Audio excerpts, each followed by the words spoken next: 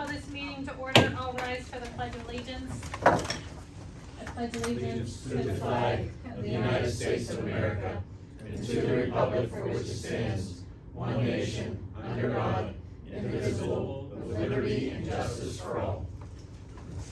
Okay, roll call, Mr. Fair. Mr. Egger. Here. Mr. Hayhurst. Here. Mr. Rambo. Here. Mrs. Boyer. Mrs. Conley. Here. Mr. D. Here. Mrs. Brown. Here. Mayor DePratis. Here. Marco Marino. Here. Mrs. Wagner. Here. Robert Farrick is here, and Chief Cortazzo. Here. Thank you, Mr. Fair. Up next is the audience agenda. Anybody in the audience have anything they'd like to speak on? I don't see anybody in the audience this evening. So we will move on to the engineer's report with Marco. Right, Yes. Marco? Thank you. I was stuck under my breath. Say I was listening for it. All right, promise I'll keep it quick. Starting off in the south end of Baldwin, we had met with the Flood Health Authority engineer group a couple weeks ago. The highlight from that is that the full monitoring for the master meter billing that we started on July 1st, and it's going to run until June 30th, 2026.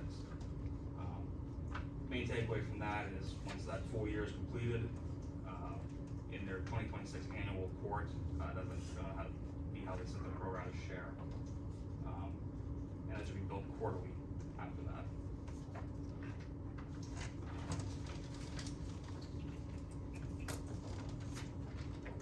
In terms of capital improvements, looking for construction to begin in late July, August.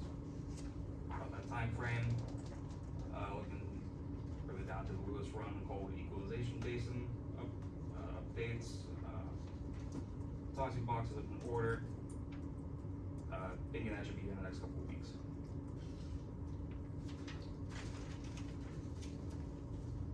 Staying in the same vein as the sanitary sewer system under phase 2 COA. Still working on some punch list items with independents such as Jet Jack. Hopefully that'll be addressed within the next month, and we'll probably pay a request on August.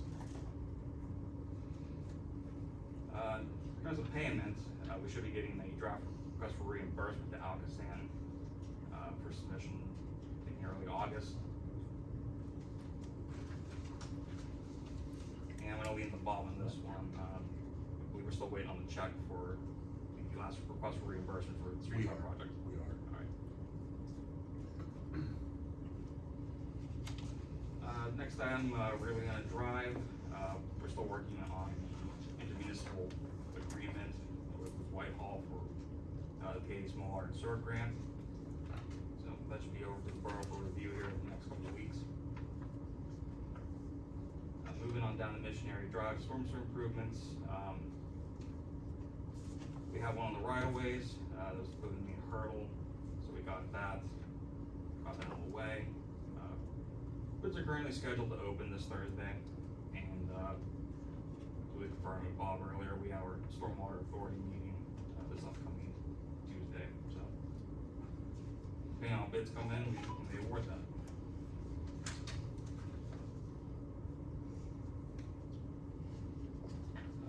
Jumping down to public works items for the 2025 road program. The main highlight there is Liberoni plans on beginning towards the end of July, and Independent will follow right after.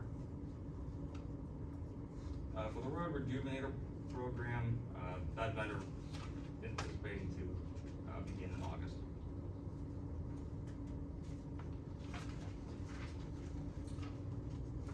Moving on to the pool, as you can see behind our borough building here, construction's ongoing. I believe they're pouring the zero entry step down today, so moving along. In terms of action items for next week, should have a partial payment request from Scaley's under the mechanical renovations contract, and we'll also have a pay request from If It's Water. It'll be about 25% of their total contract. Other items to do with the pool, we had our job progress meeting, June 18th. back up a second. If it's water, that's the slide. We purchased the slide separate, and they also are gonna install the slide. So that is what that pay request is for. Scalisa's gonna install the slide? No, if it's water. That's what it's called. I knew that.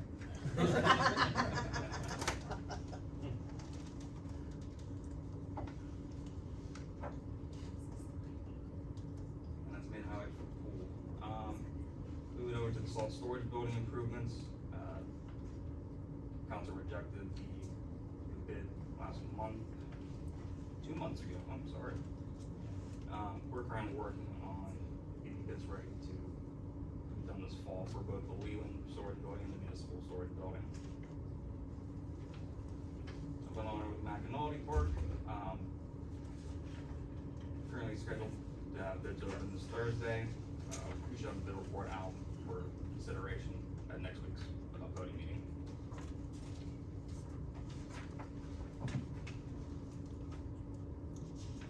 And in a similar fashion to the salt storage improvements, the borough building public safety improvements will also be, planned to be rebid in the fall.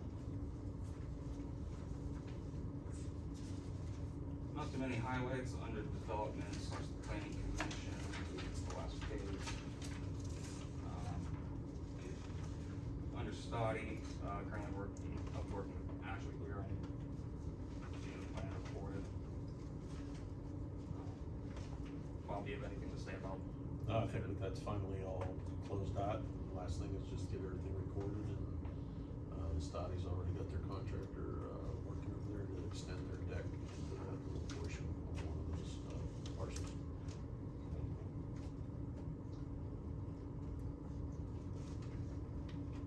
And I believe there's been no updates under any grant related items.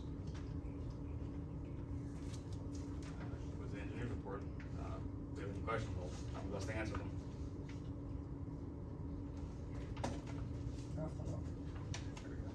How'd I do on time? You did real well. Better than Jason. I was just gonna say. We don't have to That's all I tell want him. to hear. Moving on then, thank you, Marco, to the solicitor's report with Mrs. Wagner. Thank you, Madam President. As it was indicated, I have also been working on getting Stouty to the finish line. We're pretty much there, which is very exciting. But other than that, I think my other items would be for executive session. We did that in July. I regret to inform you. Nice try, Butch. Yes. Okay, moving on then to the mayor's report with Mayor DeFreitas. Thank you, Madam President. I will give my monthly report at next week's meeting. Okay, moving right along to administration with Mr. Fair. Thank you, Madam President, and I do have a nice short report, if you notice. I It's one noticed that, page. yes. You just changed it. One page.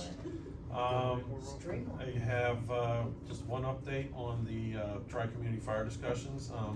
Rob Brady, all three communities had, respectively with each council, including ours, Brentwood and Whitehall both approved, to move forward with the study. So I contacted Rob Brady, and he indicated he's on vacation right now, so approximately mid to end of July, he'll get started, and, we'll move forward with that. So excited to move forward on that. Next week, there will be, 2 fire members who have applied for the, tax credit, this month, so that will be on the agenda for your consideration. The log cabin is done, yay.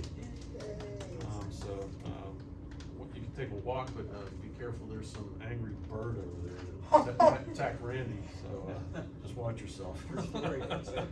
Felt like I was in an Alfred Hitchcock movie. Yeah, I don't know if he's living in the tree near there, or he's been, on the chimney side, he was a little violent. Still waiting to hear back from the pit, dendrochronology study, so hopefully we'll get some of that information soon. And last but not least, planning commission, everybody remembers Mr. Robert Consilla. He was on the planning commission, had to resign, due to some prolonged medical recovery he was dealing with. That's now over, and he would like to fill the vacant alternate seat, so that'll be on your plate for consideration next month, and that'll fill the planning commission once again. And that is all I have, unless there are any additional question, I do have, one item for executive session. Okay, any questions for Mr. Fair? I have one. Does anybody else put in a request to be on any commissions or boards? No, right now, we don't have any vacancies, everything is full. Okay. But, depending on how the, elections, bear out, we might have, two vacancies, one on, the planning commission and one on the zoning, so. Okay. Okay, thank you, Mr. Fair. Moving on then to finance, Mr. Hayhurst. Thank you, Madam President. This report will be brief as well. We are at 93.25% of property taxes collected. It's up like 1%. It starts to slow down this time of year. Earned income tax, we're over half of what our budget is, so we're right in line with where we should be. Our county taxes are at about 42%. Real estate transfer taxes were at 43.69. That should pick up as we move forward in the year as a percent of overall revenues received. From a perspective of where we are in total revenues, we're at about 71.64% of total revenues expected for the year out of our budget. Expenditures were at 42.27%. That'll catch up as we move out in the third quarter. Sewer funds, we have revenue at about 39.5%. The sewer proceeds are at about 3.1 million. That's about 49%. That's 6.3 budgeted number. From an expenditure on the sewer side, we're at about 45.58%. That's in line with what we've seen in the past. That's the report for this week. Well, more next week as usual. If anybody has any questions, I'll answer what I have. Just a quick one, Paul, and I don't have to know this answer, you can get back to me, is this all on a cash basis, or is this an accrual basis? So we're looking at June 30 numbers, right? So, Well, this is what we would have as of the end of June. all by cash? Yeah, yeah. Okay, okay. And I then- mean, just for example, right, like looking at the county sales tax, collected 41%, we're halfway through the year, right? So, given that, it's not 50%, it's lagging a little bit. Or if those are just 5 months, then they're. That's a month in there. behind. Right, so that's, okay, that's all good then, thank you. And also, obviously, with June ending, July, we start gathering all the mid-year stuff, and we'll be presenting at the August meeting, the mid-year budget update. Thank you. Okay, thank you, Mr. Hayhurst. Moving on then to public works with Mr. Rambo. Thank you, Madam President. I will give my report next week, and I will hand it off to Mr. Luke. Thank you, Mr. Rambo. Good evening, everybody. Aaron. While I just have this brief report, I just want to pass this one photograph, well, a couple photographs around of Sanda Park, just to show you Mr. Rambo will report next week about how some of the things that we're doing in the parks. And I wanted just to show you like a pre-condition from a few years ago and what it looks like today as we start moving forward and do our playground, safety playground mulch and all the modifications we made to Sanda. So the first one was a couple years ago. The other two were just recent after we put some of the safe playground mulch in. With the road program, I believe Marco had already indicated that we are going to be starting end of July, early August, rejuvenation project. The bid came in at $49,000, a little bit under what we thought. It was right in line where we were, and that's that new program that we're gonna try to help extend some of the life expectancy of these roads. 1 to 4 years minimum is what we're looking, 1 to 4 years on an average. Most of them are the utility, just to rehash, most of them are the utility roads that were done in the last few years. And we'll try to increase the longevity of those, and then a couple with our own roadways that we have done within the last couple of years. Moving on to, excuse me. Moving on to the general utility updates. Just a couple things, because we spoke only a few weeks back. One of the things is the work is, there's been some changeovers on Curry Hollow. If anybody's seen some of the lane changes there, they've reestablished that. That work, just so you know, again, this is gonna be going on for quite a while, so anticipate that construction on Curry Hollow from Seco down to Brownsville till the end of 2026, on and off. off, possibly even early into 2027, depending on weather and things like that. But it is a long project, even though it looks pretty daunting right now, but it will be going on for quite a while. All the paving restoration from the water line projects over at the Aldens was completed. The last phase is another company that's completed the water line project over off of Gray Street, Bliss Sabbath, over in that way. They're gonna be doing paving restoration this week and next week, and we put some information out to our emergency management staff to let them know and advise them. Flaggers will be there over that 2-week period, and of course, emergency vehicles get priority to get through. But that's an area, I'm not sure how many people use that as a cut through, but when I'm there, it seems like there's a lot of traffic going through there. So just a little update that project will be going on for the next 2 weeks as far as some of the utility.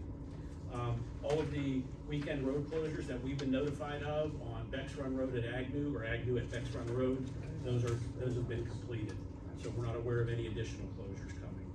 I'm sure everybody would be glad to hear that, especially those of you that live over that way, Mr. Bear.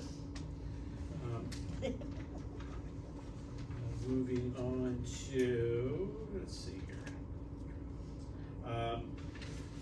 Okay, the pool, yeah, they did the concrete sidewall and the foundation for the steps were poured today. And moving on into some of the public works itinerary. Both summer help have started. Seem to be good kids. It's only a couple weeks into it, but they seem to be pretty level-headed and they seem to be working out pretty well. The SHACOG, under the SHACOG, a couple things there. One is, I don't know if you recall or not, but Mr. Gorski had asked for a change, something that we hadn't done, which was in the bylaws, that we were supposed to appoint some people, unbeknownst to those of us that volunteered. Mr. Gorski asked for some volunteers that he needed for the SHACOG, and I raised my hand. And then I was nominated as the president of the SHACOG Public Works Advisory Council, which I had no idea was getting involved. Yeah, congratulations. Yeah. You just had an itch, that was the problem. So now I'm getting emails and phone calls and coordinating some stuff, but, so we had our first meeting. The reason I bring it up is we had our first meeting in June, and it was our first under the new format and under myself and Susie Bellar, who's the vice chair, for Bethel Park, and just try to kick some things around. One of the things the group wanted to see as we change this format is they wanted to see a rotation in our meeting places, which we haven't done. I believe that the police chiefs, they do rotation of different places, correct? And ours has always been over at Scott Township for years. And so other people are saying, hey, we've got new facilities, we've got new equipment, we like to show off our wares, how about we start moving this around? And so that's one big thing that we decided to do, in getting off the old, changing the way we do things. So, I'm sorry? No, we're not bringing them over here, we're not bringing them over here. They're here for the SALT meeting, that's what they'll be here for. And speaking of which, thank you for the segue. The rock salt bid spec opening will be right now the end of July. We did add, at that meeting I was talking about, a lot of the membership had indicated they wanted to change the commitments, make it more like the co-stars, have a 60 and 140, a 60 on the minimum commitment, 140 on the maximum through SHACOG. And everybody had agreed to that, and Mr. Gorski did put those in the specs. So that's changing from the 80% minimum and 125% maximum. It's a good thing for us because there's a commitment of delivery in the SHACOG bid specs. With the co-stars, there is none. And you could wait a month if it's a bad winter for your delivery. Under SHACOG, you have only 5 business days, and they have to deliver up to 750 tons. That's a nice change. Yeah, that was a good change. And so this new format and this new dialogue, hopefully it'll continue to be good, although I didn't really volunteer for that. So Randy, if we did see a light winter, Yeah. we would see reduction in expenses, given that move from 80 to 60? Yeah, because you would not have to purchase the remaining commitment. There's a 20% difference, 60%. Instead of 80%, it becomes 60%. So it could be that way, yes. Right. What's a ballpark figure for our 80% commitment like this year? Or what was it? Well, it depends. So we usually commit to around 3,000 to 3,500 tons in a normal season. Unfortunately, we've had to make some adjustments the last couple seasons. Right. With SHACOG this year, we are at $1,000 or 1,000 ton. with them. And then, I think it's 2010 with the CoStar. That's what it is. We had to make some adjustments because if you recall, I mentioned to you guys before, CoStar's, they threw out this thing last November that said, you don't have to buy it, we're waiving, we kind of based all of our numbers off of that. So it kind of threw a little wrench into what we were doing. So we were trying to make up this year and then we'll adjust again next year for our supplies as needed. Hopefully we just have a normal winter, but nothing too crazy. And then, lastly, as most of you know, June was a very stormy month. So we had a lot of downed trees were our biggest issue, but flooding was not one of our biggest issues. Flooding was very minimal at most. So, that was the only thing, we had several large trees down. And unfortunately, in our area, in our terrain, and the maturity of these things, the more these storms continue to progress and come through at the levels that they're coming through, more of those things happen. And unfortunately with that, then you have down wires, down power, loss of power, like that you experience, things of that nature go on. Can't help it, but that's just the way it is right now. Trey McInerney School came down. Did it, what, last night? Wow. Oh, you mean, for one of them? Over 300 years old. Wow. The one that's One in the close to the front. entrance. One in front. Yeah. Wow. Oh, my. Right by the fire hydrant. Carve your name in that when you were a kid. I did not, believe it. I went to Overlook. He planted it. I wasn't gonna go that far, but he said it, he said it. So with that, Madam President, that concludes my report, and I'll take any questions if there are any. I have a question. Yes, sir. No, I'm not 300 years old. Go ahead. No. I got a call from Mary Hafner at 5315 Ranchview Drive, speaking of flooding. Oh, yeah, yeah. And, I guess this has come up before, but she said that she is in terrible risk when it rains heavy of getting flooded. She's been flooded several times. She believes that our stormwater system cannot handle the water that causes her a lot of grief and fear. Are you familiar with this? We are very familiar with it. Yeah. We've done a lot of investigating there. There was a project done prior to me being here, that they added storm sewers, they added catch basins. There was other issues that had gone on for many years. And unfortunately, her driveway goes like this, and she's right next to the large, right at the very bottom. So all of the area, all of the acreage from almost Brownsville Road, comes down to that point. I mean, it kind of funnels towards her. We've got, I mean, Bob, you can speak more to what the project was when they added that storm sewer, to help out. Sounds like During that that's whole- what actually is causing her more trouble. I'm sorry. No, we have a storm sewer out in the street in front of her house to collect. Oh, and she has one in her yard? Yeah, the one in her yard is the issue. Yeah. When they installed that years ago, it had to be 50, 60 years ago when that plant was built. Yeah. It's just the collection point, like Randy said, and it's a large drainage shed. We talked with Jason at one point years ago when we were doing this, right when Randy first came on, the first 2 years. We would have to put a pipe that would be too big to be able to discharge the stream on the other side of Coalwood. And we'd have to take out a couple houses to get to that, to have that pipe conveyed across there. We would lose the ball field, or the soccer field. It just wouldn't be feasible, unfortunately. So is it on us? Is it No. our liability? Are we responsible for this? No, unfortunately, it's a private sewer that runs through their yard that has the collection from, the county road that comes through there as well, so. What do you mean, a private sewer? Well, it's the county sewer, it's not ours, Okay. So this happens, not that it's any consolation, but it has not happened in the last few years. It was happening a little bit more frequently before. We did do some investigating. We did look for some connections. There's some line connections. We did some televising, some things that weren't done. We gave them or provided her the results of all that information. We keep an eye on the stuff. We try to make sure there's nothing blocking it. But at the end of the day, you And you get can only something like you design have in Texas, it's not. You can only design for a storm so large, after a while, It's cost prohibitive. It's cost prohibitive to be able to design to collect and convey the 1,000-year storm event, That we have 3 a summer now. Exactly, but unfortunately, again, we would have to take people's homes and properties, to be be able to do that. You'd have to upsize all that up through there beyond that. It just isn't not feasible. Has she experienced flooding, or is this just a concern because it's happened in the past? Well, it's happened in the past, But That's not more- this summer at all? not that I'm aware of now. No, I've talked to her recently, and it was more of always the worry. She called me about something, but it was more of the worry. She's very nice, she's been very good about it.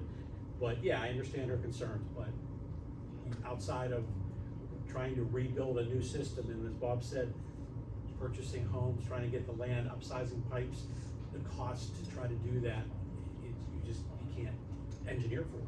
If you try to engineer for every storm, you can never afford it. Right, I understand. So, But, She's at the complete bottom of the system. Mhm. When you Yeah, I know stand, where when you she's stand at. in her driveway, everything is above you, everything. I don't believe she's had anything for a while. so, it's not our responsibility. We're not causing it. No. It's not our system. Well, I wouldn't say we're not causing it, Mother Nature's causing it. Yeah. You know, we do what we can to collect and convey, but there's only so much that we can size forward and, you know, and convey. You can't convey every possible storm event, you just can't do it. Nobody does that. And we've had some pretty wicked storms already this summer, so if she's all good, knock on some wood. Yeah. So far. My conversation with her a few weeks ago, it's just more that she called about something else, but she was also more still concerned about this ongoing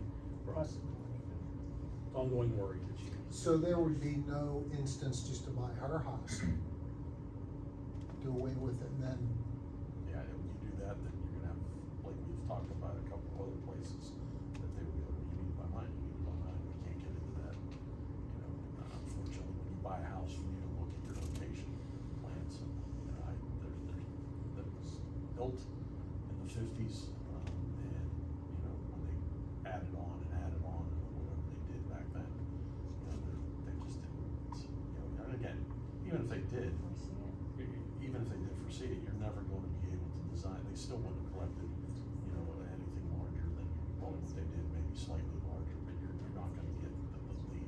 You're never gonna be 100%, especially with the terrain like this. thank you. Anything else? Okay. Thank you. Okay, thank you, Mr. Luther. Up next is Parks and Rec with Patty Boyer. Do we wanna just say that for next week? Yeah.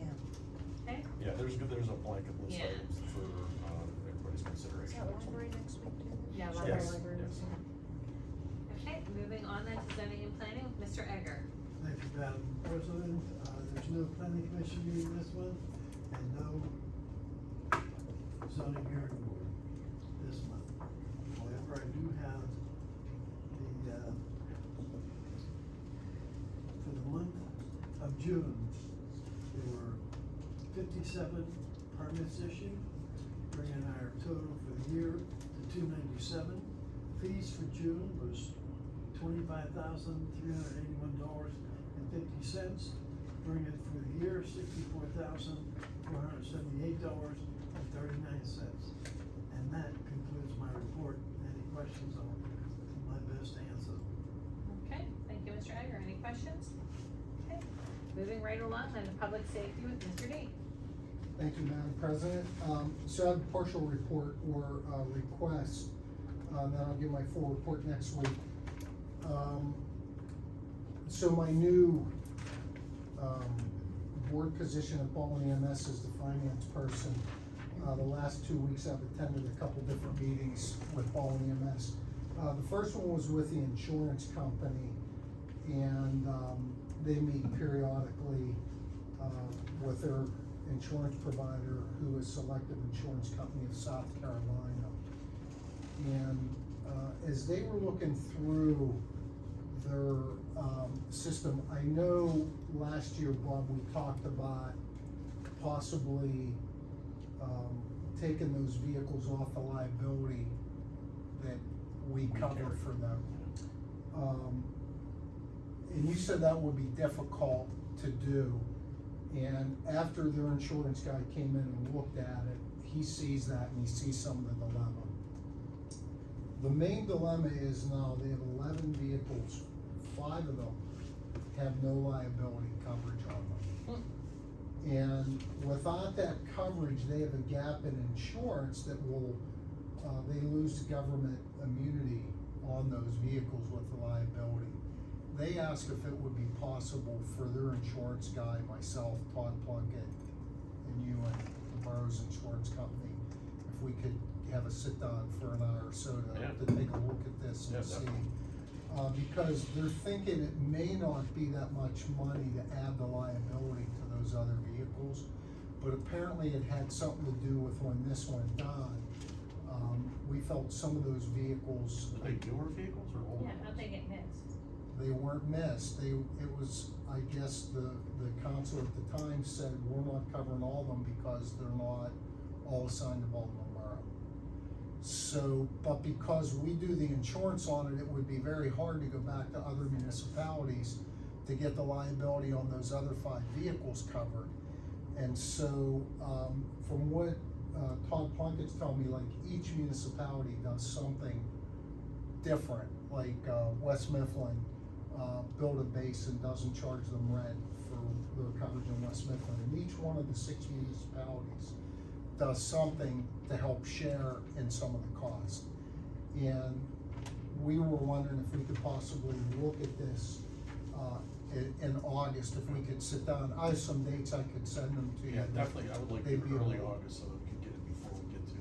Yeah, to and the that's what budget they were meetings. So how long have they been without insurance? I'm just confused how this could happen. Forever. Liability. And how the heck was this just found? That I don't know. We had the meeting with the insurance company the other day, last Tuesday, and their insurance guy took a look at it, and Todd said, look, last year we talked about maybe taking these vehicles off the borough, off the liability, and they'll just put it on their coverage, and their insurance guy said, bad move, because you have 6 that are covered and 5 that aren't. And because of the liability, he said the only other way you could do it, and you may know actually, and he said it's very, very difficult. He said, it's a Title 42 that would release the municipality from any liability. But it sounds like it won't be that expensive to add these vehicles, but we probably need to look at it and see, because there is some liability, so. Yeah. So Butch, the idea of then taking it over, that wasn't, okay. That Okay. wasn't advised by their Okay, insurance carrier. okay. So, they wanna know if we could do it the week of August 4th, or the 18th, but preferably August 4th. Okay.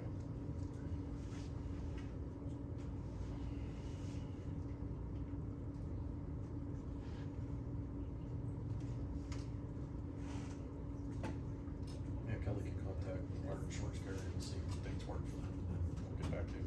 Right, and the thinking, Butch, was that if it cost us, just throwing a number out there, 20,000 to cover the vehicles, they were thinking, hey, if we would basically cut them a $20,000 check, they could maybe get the insurance coverage for 15, right? And then Possibly. pocket the difference, right? I mean, that was kind of the brainstorm The that we original were thought, talking about. the original Right, thought, right, okay, but that okay. won't work now, but they're thinking maybe we can add these other couple vehicles for a couple $1,000s. Sure. And get them all covered. Okay, yeah. I appreciate you having those conversations. Yeah. Okay. Okay, so, I think Todd and Brian McCaffrey would like to come, myself and you and the Yeah. borough's insurance guy. And their insurance guy, Todd Slavin from, the Select. What's the name of it? South Carolina or something? Yeah. So, and I wouldn't imagine the meeting would be real long, so. Yeah, that's fine. Yeah, we'll set it up. We'll get some dates and throw it your way and see what works for them guys. Yesterday I went on and had another meeting with their investment, guy. Not to get into a ton of the investment stuff that they have there, very solid on their investment. For those of you that went to the meeting in October down there, there was a councilman, I believe, from West Homestead, said, how do you justify asking people for money when you have $2 million in reserve? So they do have $2 million, that's their 6-month plan. If like COVID, when they went to COVID, they went from X amount of calls a day down to like 8 calls a day. And it, like, you know, their money comes in based on their calls, and they're like, man, we may need this to keep afloat. So, they're finding fathers. George Baldwin played a big role in this. Bill Plunkett, really took the ball and ran with it. Ernie Badamo, they were very, very good and very smart with their investments. And, the organization is very solid. And had something happen, they have enough in reserve that they believe they could sustain for 6 months, which is really good. There's a lot of ambulance services couldn't do that. And again, it's the power of the 6 communities together, and each community sharing some responsibility. So, the more I get involved, the more impressed I am with their leadership and how they run things. And they're very organized, and so I'm gonna start learning a little bit more about their subscription drive and their capital program and everything. So that's where I'm headed. I'm married 38 years. I haven't paid one bill. I think the only time I write a check is when I need one at home. And how I ended up the finance guy, I'm not sure, but I'm gonna learn it and yeah, well, yeah, nobody else would do it. But nonetheless, I'll keep everybody posted on this. But they're a really solid organization, and they're really good for us in Baldwin, so. And I'll give the rest of my report, like the monthly call report with that and the fire company next week, and that's the extent of my report, unless there's any questions. Any questions for Mr. D? Thanks, Butch. Okay. Thank you. Moving on then to personnel with Mrs. Conley. Thank you, Madam President. I do not have anything tonight. I probably will have something next week. And that's the end of my report. Fantastic. Moving on then to audience agenda. Anybody in the audience have anything they'd like to speak about? Seeing nobody but us, we will move on then to executive session. I need a motion to go into executive session. So moved. Second. We have a motion and a second to go into executive session. All those in favor? Aye.